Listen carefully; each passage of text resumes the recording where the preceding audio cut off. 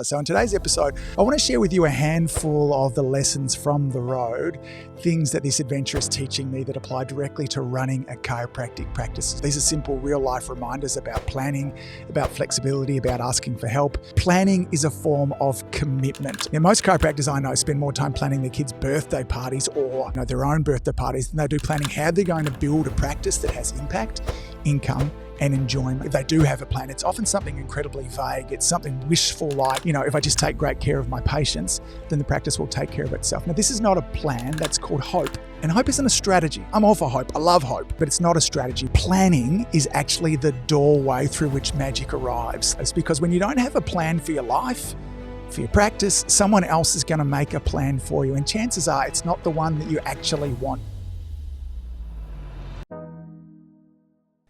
Good morning, good afternoon, and good evening, folks. Hey, welcome to another On the Road episode of the Marketing Your Practice podcast, the podcast where I have the pleasure of simplifying the marketing and the mindset so you, the chiropractor, can increase your income, your impact, and your enjoyment in practice too. Now, for those of you that might be listening to this, it might be worth checking out the recording. I'm 7 weeks into a 12-week road trip with my family.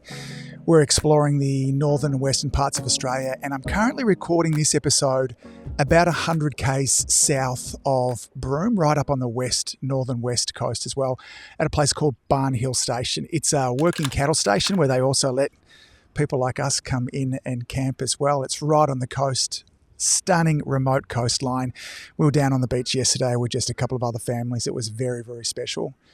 The trip so far has been nothing short of incredible. You can think loads of jaw-dropping beaches, epic swimming holes, these stunning long outback roads that make you feel tiny in the very, very best kind of way as well. But here's the thing, it has not all been perfect, okay? And when you're looking at people's travels on Instagram, it often looks that way as well.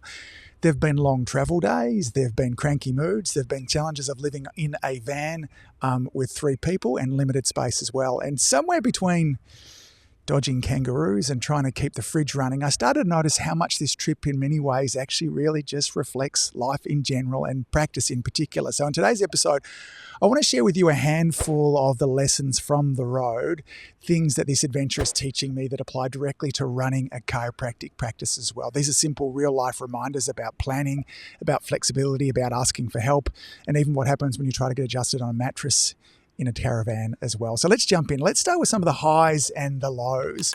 One of the absolute highlights for me on this trip has been visiting Uluru. I last went there some 35 years ago with a school trip. I was a teenager at the time. And to be totally honest, I think I was way more interested with chatting with the girls on the bus than I was with connecting with what was around me. But this time there was something really different. I've traveled to a lot of places. I've been very, very fortunate as well. Some of the most spectacular landscapes on the planet, and yet nothing has ever hit me in the way that Uluru did. Sometimes you might know it as Ayers Rock for our visitors overseas there as well. If you're not familiar with it, Uluru is one of the world's largest monoliths. So it's a massive sandstone formation right in the heart of a red centre of Australia there too. It's estimated to be somewhere around 550 million years old, which is a little hard to wrap your mind around. It raises up about 400 metres or, a little over 1,000 feet above the ground there as well. But more, I think it extends down something like 2 kilometres down actually into the source. So the bulk of it is hidden as well. So it's a sacred site for our Indigenous culture there, the traditional owners of the land. And they hold this really deep, deep spiritual and cultural significance. Now, years ago, you used to be able to climb it, myself included. So when I was there as a teenager, I scaled up. It's really quite a difficult climb there as well, but it's no longer allowed as well. And I'll be honest, before kind of going back there, I was a little bit skeptical about that. I thought, what's the harm in someone climbing this and getting to experience it kind of firsthand? But getting to stand before it again in this really quiet, still, with that amazing red rock kind of glowing in the sun, I was completely moved. And it wasn't just awe, it was something deeper. Like it really was. It was a spiritual experience. And I totally get now why it's no longer a place for climbing. It's just a spot to go along and honour. Another highlight for us was hiking into a place called Emma Gorge. This is in Alquestro, so another big cattle station as well in the Northern Territory, just off the Gibb River Road. It wasn't a long walk. It's about kind of 2 k's in, 2 k's out as well. But it was a pretty tricky in parts, sort of climbing up over boulders and rocks and through creeks as well. And we happened to do it right in the middle of the day. So So it was 34, 35 degrees, so, 95 degrees Fahrenheit as well. So it was hot, no wind at all, and just kind of the sun baking off the stones there meant that by the time Lauren and I got there, we were pretty exhausted. The reward at the end there was worth every step. You arrived to this crystal clear swimming hole surrounded by towering vertical cliff faces. They're moss covered, and swarming all in around these moss covered faces there are these beautiful black and white butterflies. The water was icy cold, which was exactly what you wanted after the kind of hike that we had coming in there. What blew me away was dripping out of the walls was this warm water that had literally filtered its way through from the surface. It takes years to get there. And so it's the most filtered, perfect, pure water you could imagine. And it's warm. So whilst you're in this cold water, there's like a shower of warm water that's dripping on top of you. So I got a chance to swim under the waterfall there as well. I learned about this concept earlier on last year called the misogi. I think that's how you say it. It's a ritual, a Japanese ritual. It's a cleansing ritual where once a year they stand underneath a freezing cold waterfall. It's all about purifying the body and the mind.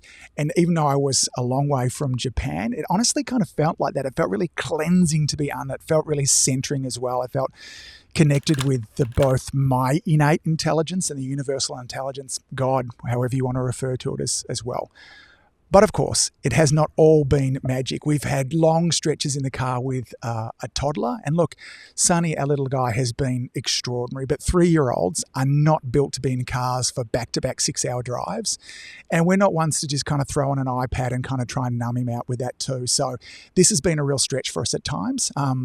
Lauren also is slightly better than a 3-year-old in the car, but again, she has no tolerance for long drives at all. Another low point for us was missing out staying at Cable Beach up in Broome. This was one of the things that we were really looking forward to. It was meant to be a pivotal part of our trip there, but we didn't book early enough. And by the time we got there, it was peak season, school holidays, like everything was full. Like we rang around for days trying to sneak in with spots and we couldn't. And honestly, that stung quite a lot because this felt like something that, I should have known better about, but we just didn't plan far enough ahead. And I'm going to talk about that in a couple of moments as we dive into this too, okay? But this kind of brings me to parallels in practice because here's the thing with practice, it's a lot like travel in ways. Not every day is great. Not every week flows. Not every month do we hit our goals there as well. And expecting it to be smooth and exciting and on purpose, this is actually what creates suffering. This is what creates more difficulty than the actual ups and downs themselves. There's that Buddhist saying that pain is inevitable, but suffering isn't as well. So in the same way that no one has a road trip free of delays and detours and rough days, no practice, no matter how polished it is from the outside, runs without some form of friction, okay? This doesn't mean that you're doing it wrong. Okay, so if you're struggling through moments in practice and you think, am I not built for this? Am I doing? It's not. This is just, it's how it is. This is how practice works. And when we start to accept the rhythm, the ebb and flow of growth, of rest, of challenge, of reward, we can actually find more peace in the process as well. Because chasing perfection, if we had wanted this trip to be perfect from moment number one, it would have been incredibly stressful, disappointing, and exhausting, okay? But we want to lean into the journey, and that's where the real richness is. So with that in mind, let's move on to the next lesson. And this is, just touching from before, no plan, no payoff. So another lesson that's been hitting me really hard, I touched on this before, has been all about planning, or more accurately, what happens when you don't plan as well. We came into this 12-week adventure without a lot of structure. We wanted it to be spacious. We didn't want it to be a Kentucky tour where every moment was planned for. We were aiming for something that was slower, more grounded, and with more room for spontaneity as well. We did a little bit of research. You can think kind of bare minimum as well. We talked to some of our friends who'd done a similar route within the last 12 months, in the last 24 months as well. And they both said, you'll be fine. We winged it. We got plenty of accommodation along the way. So we kind of ran with that. I ignored the quiet voice that was going on inside my mind, and that I heard from several really well-meaning people that said, look, you should really book ahead to some of the key places like Broome and Cable Beach and the Ningaloo coast. It's peak season and you guys might find it difficult there, but I chose to ignore all of that advice as well there too. I kept on believing that the universe was going to just deliver, and that if we flowed with it, that everything would just fall into place. Well, guess what? It didn't. We missed out on accommodation in Broome, Cable Beach, they talked about before. And unless something dramatic happens, we're going to really miss out on accommodation at Ningaloo too. And that was a real highlight to go along. Ningaloo was this stunning. You can kind of think the Western Australia's version of the Great Barrier Reef there too. It's extraordinary as well. Now, this didn't happen because we weren't willing, not because we weren't excited. It didn't happen because we didn't commit to the universe. It happened because we didn't commit to a plan, okay? And that lesson has really hit me hard. Planning is a form of commitment, okay? When we make a plan, we're saying, this matters to me, I'm willing to prepare for it, and I'm willing to go first. And once we do that, once we commit, something really interesting happens, and it reminds me of one of my favourite quotes by a mountaineer guy by the name of W.H. Murray. He wrote this. He said, until one is committed, there's hesitancy, there's a chance to draw back, there's always ineffectiveness. Concerning all acts of initiative and creation, there is one elementary truth.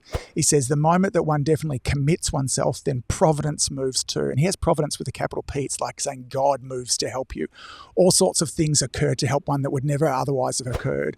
A whole stream of events issue from that one decision, rising in one favour, all manner of unforeseen incidents, meetings and material assistance. He goes on to say, whatever you can do or dream, begin it, because boldness has genius, power and magic. Now, I've noticed in my life, in all areas of my life, when I make a commitment and I step boldly in that direction, the universe aligns with me. But when I kind of just sit there and try and meditate on it and expect all the things to come to me, a bit like I did on this trip, then often it doesn't, okay? So this has been true for me time and time again. And for my clients too, in their life, in their business, in their practice. The universe turns up for me, but I need to turn up for it first, and planning is a part of that.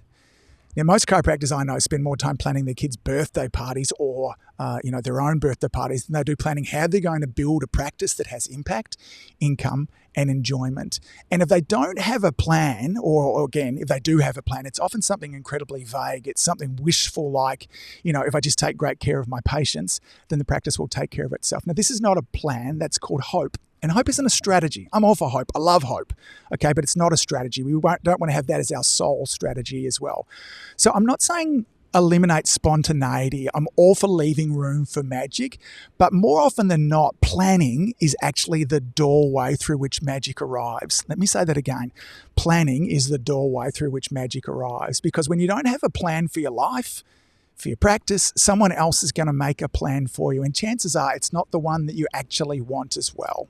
So let's move to the next lesson. This is all about adaptability and making lemonade. Now, one of the beliefs I've carried with me for a long time is in life, you either get wins or you get lessons. There's no such thing as a failure. And on this trip, the lessons have been loud and clear. I just shared a few of them with you just before too.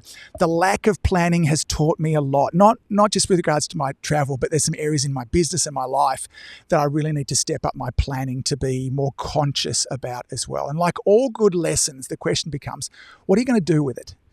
We get dealt challenges. Some of it is fun, some of it is messy, and some of it is definitely not what we signed up for. But the real lesson is, or when these challenges show up, is that we have a choice.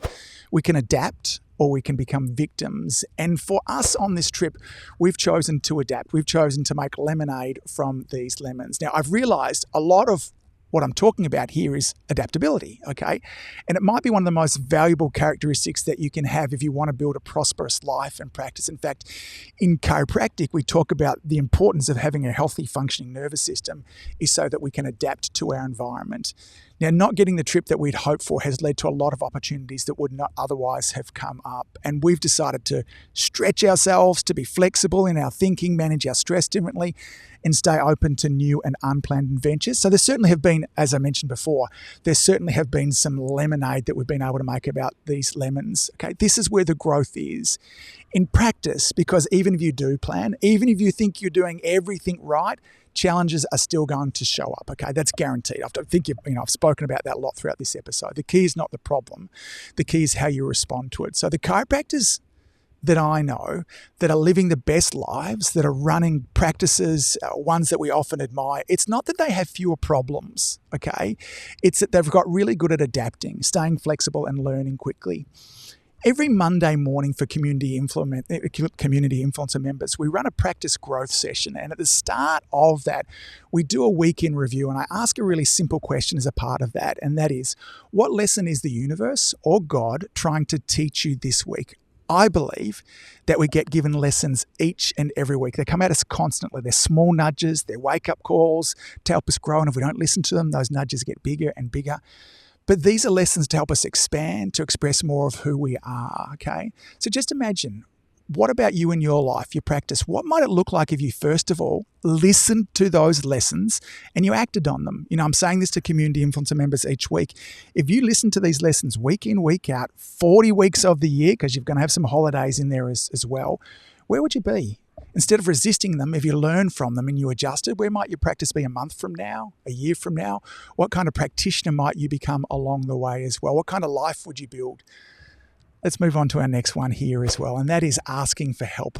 We don't have to travel this journey alone. So another big lesson on this trip is that you don't have to figure it out all by yourself. It took us a little while for us to catch on to this, but fellow travelers, fellow campers are an incredible resource, and you just have to ask. In fact, often you don't have to ask. They're just so willing to share with you. We've had complete strangers walk up and offer to help unhitch a caravan, point us towards the best and worst camping spots, even tell us where to find the most delicious cinnamon scrolls within the 100k radius as well. In fact, the place we're staying at now has these stunning cinnamon scrolls. There's a line of people there for them each and every morning. And what I noticed is that when we were trying to do it ourselves, it felt stressful, we felt isolated, and often we ended up feeling overwhelmed. But when we reached out, when we started connecting with the people around us, we felt supported. We felt like we were part of something bigger. Now, there's something powerful that comes from tapping into the communal mind, the collective wisdom of people who've been where you are going, okay? And it's the same in practice. You do not have to do this all alone. A problem shared is absolutely a problem halved as well. Now, this doesn't mean that you need to pay for coaching or sign up for big programs, although obviously I believe that for many of you, that is something that can help. I've had a coach all of my professional life there as well. But what I've found is that chiropractors as a profession there too are some of the most generous people out there, okay? Find somebody who's just a few chapters ahead of you, who's, has the practice that you want, has the life or the relationship. Send a message, offer them to buy them a coffee or, take them out for dinner or lunch as well. You might be surprised just exactly who says yes. And if you're going to seminars, don't just look for the teacher up the front. Those important kind of lunch and afternoon breaks when we get to kind of break bread with our peers, there's those conversations there as well that are often, so incredibly enlightening. COVID isolated a lot of us. It created a culture of doing things all behind the screen. But practice in life is better when it's shared. So if you are looking for a bunch of really fabulous chiropractors who are committed to building 7-figure practices without wrecking their health, their relationships, or their joy, then you should absolutely come and check out Community Influence, okay? You might be really surprised with how wonderful it is inside there, okay? Just a reminder though, help is out there. You do not have to do it alone. All you have to do is ask as well, all right? Let's move on to this. I think this is our last section. Not all chiropractic is equal. So yes, one last lesson as I look at my notes here as well.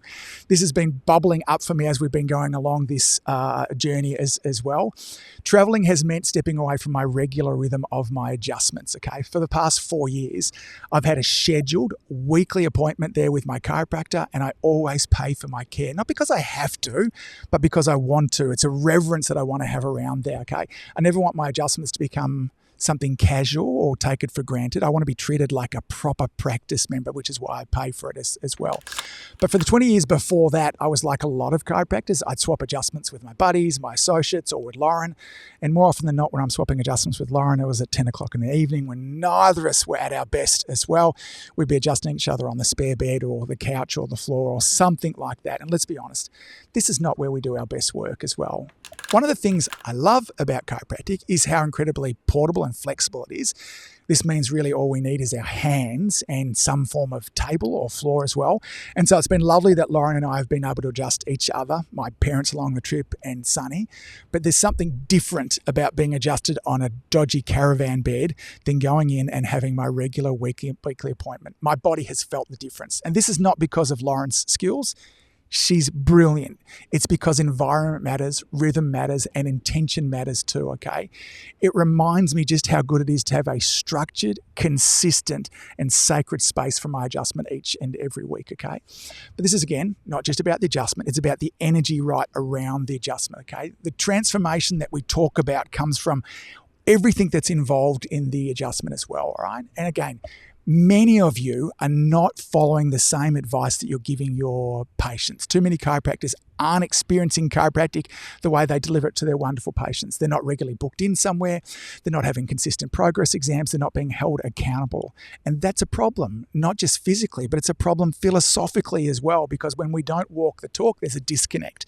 And this disconnect somehow shines through. Remember, authenticity comes through in every cell in our body. We must be doing what we're encouraging our practice members to do. It becomes incongruent when we care for our practice members in a way and with a message that we're not caring for our families and ourselves in as well. When we say commit to care, but we're not doing it ourselves, it shines through as well, okay? We talk about the power of rhythm, we talk about consistency and honouring the nervous system, and then we scramble to swap adjustments with our buddies. It's just not on, gang, and I've got to experience it firsthand here as well. Now, I get it. Life is full, practice is full, but this trip has reminded me that my health, the wonderfulness, the magnificence of an adjustment and the energy, these are all foundation to having an adjustment in the proper environment, in a proper rhythm as well. Because when you do, the message and the adjustment we share there too is that adjustment with something extra as well. And your patients will feel that as well. So let's wrap all of this up. Here are the big lessons that I've had that reminded me a lot of what goes on in practice as well, and that is there'll be highs and lows. Not every day is magic, and that's totally okay. Stop expecting it to be smooth all of the time. Even when you're ticking all of the boxes, dotting all of the I's and crossing the T's, there are going to be challenges. The journey is all about contrast.